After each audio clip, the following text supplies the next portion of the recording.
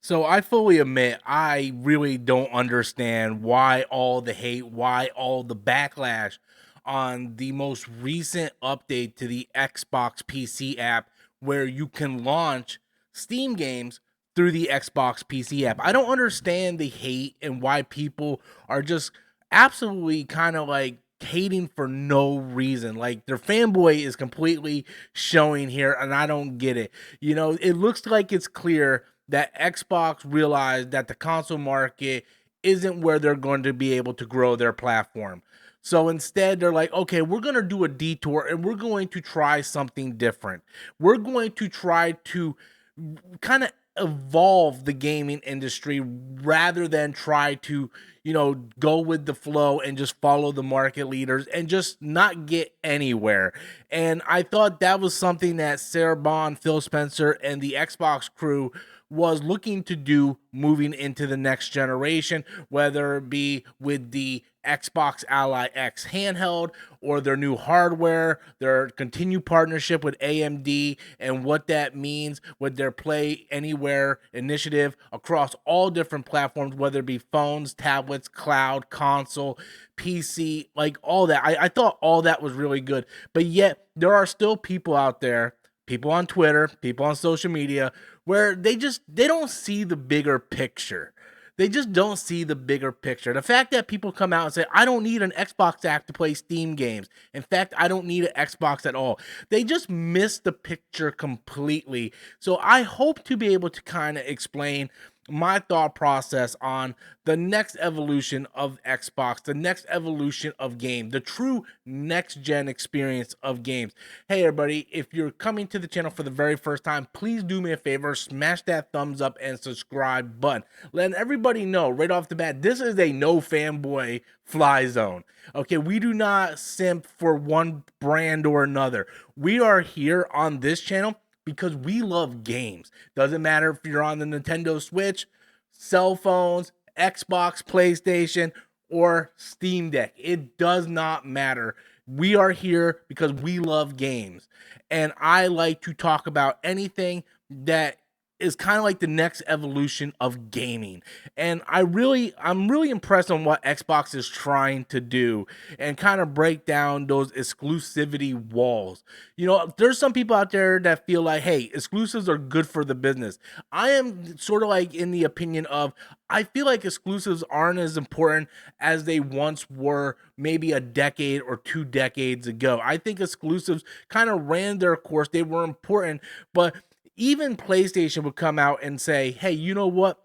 The console market isn't growing. We get a certain percentage of people to buy the consoles, and that's really where it's at.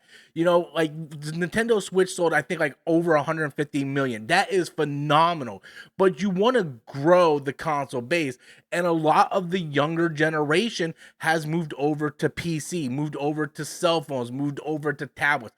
That is not speculation. That is just factual. Much like physical media is dying, the younger generation doesn't see the need to own physical games. Why go to a store, wait in line, probably not even have the game when you go there, when you can just simply go into the PlayStation Store, Steam, Xbox, whatever, and just buy your game digitally and guarantee to have it, pre-download it, and you can play it as soon as it hits midnight. The next generation of gaming is completely different than the way it was when I was growing up in the 80s, 90s, and early 2000s.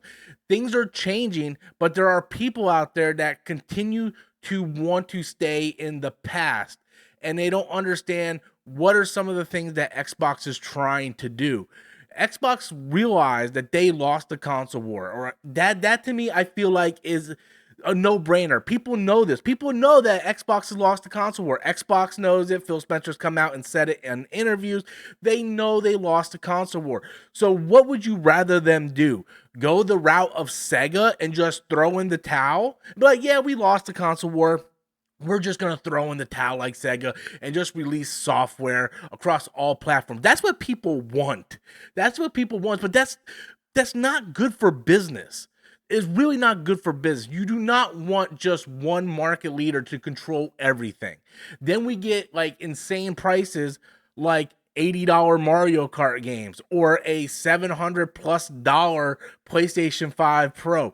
That's what happens when you have market leaders go unchecked. But what Xbox is doing is, hey, we can't compete in the console market. We lost. So let's expand. Let's move over to phones, cloud, PC, and all this stuff. And let's do a partnership, a continued partnership with AMD. Let's develop some new chips and let's turn the new Xbox into really the first ever home console PC experience. Now, I know that we had like the Steam boxes in the past, but those things never really worked the way they were envisioned to work. If Xbox can go ahead and make a console for your living room that has the experience of a PC but operates like a home console, this is going to change the game.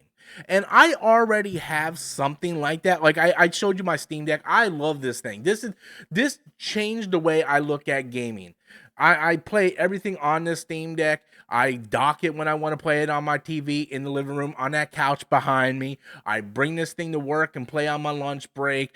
If I want a more high resolution, 120 frames per second experience, then I sit at this PC, this very PC, and I play it on my PC.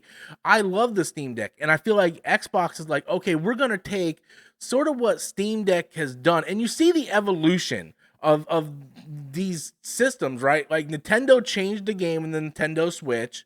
They came out with this hybrid home console handheld, and then Steam Deck came out and they did their version, and now Xbox is like, okay, we can take that and evolve it even further. Let's make a handheld Xbox. Let's team up with ROG. We're gonna have the Xbox Ally X.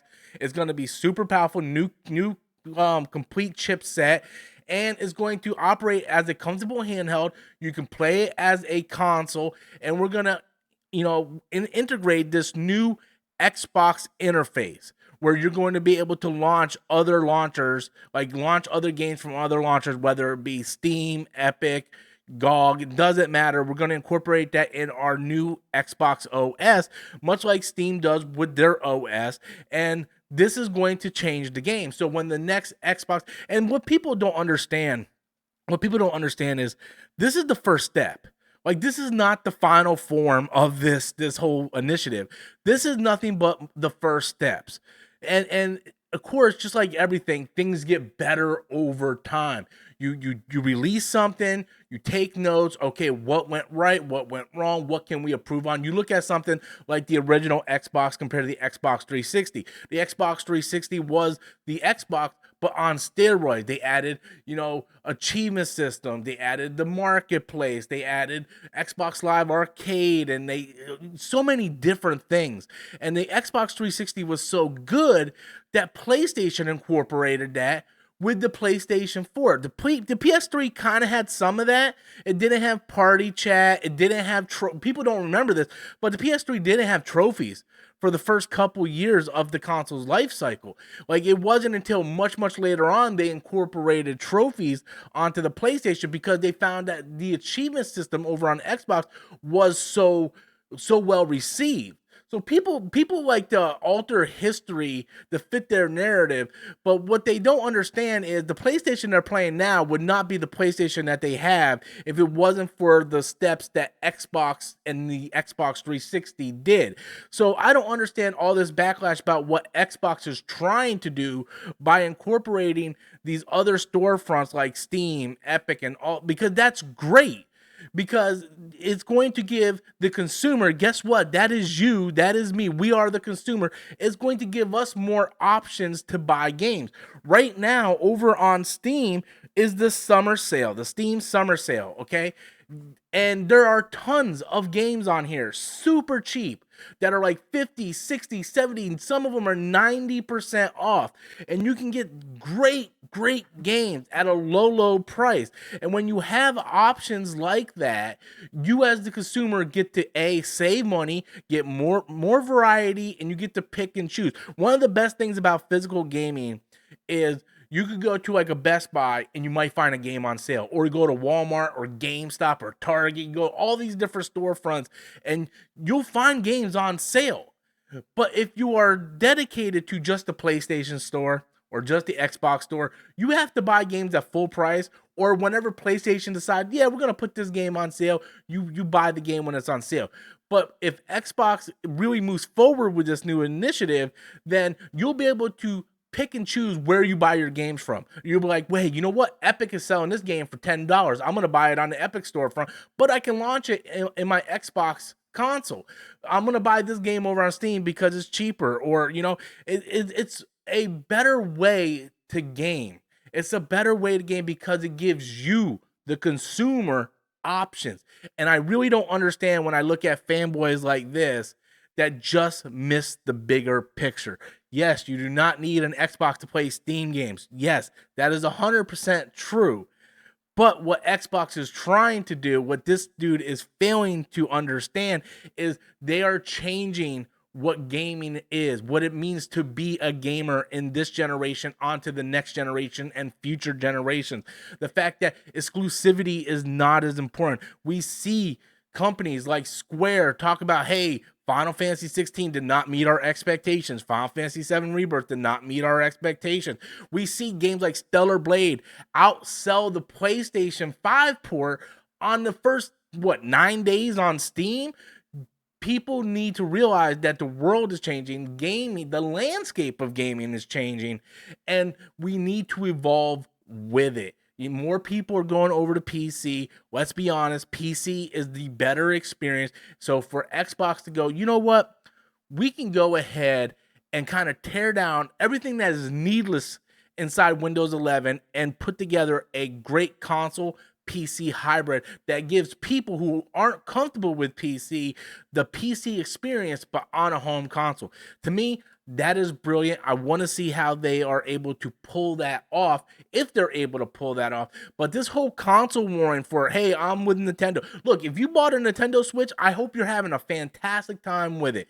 For me, I don't want to pay $80 for Mario Kart. When a new Zelda or new Mario comes out, then I will get a Switch too. If you bought one, that's fantastic for you. I hope you're having fun with it. If you are a PlayStation 5 user, I'm hoping you're having fun with your PlayStation 5. Right now, you guys got Death Stranding 2. I'm hearing amazing things. This is a no fanboy zone. I don't get the whole tribalism on which piece of plastic you think is better, because at the end of the day, they're all pretty much the same. Any game can run on any platform for the most part. And I just don't understand the tribalism behind that. I think, if anything, PlayStation fans should, champion this new change from Xbox. Hey, we won the console war. Wave your flag in the air. PlayStation won the console war. Congratulations. What's next, though?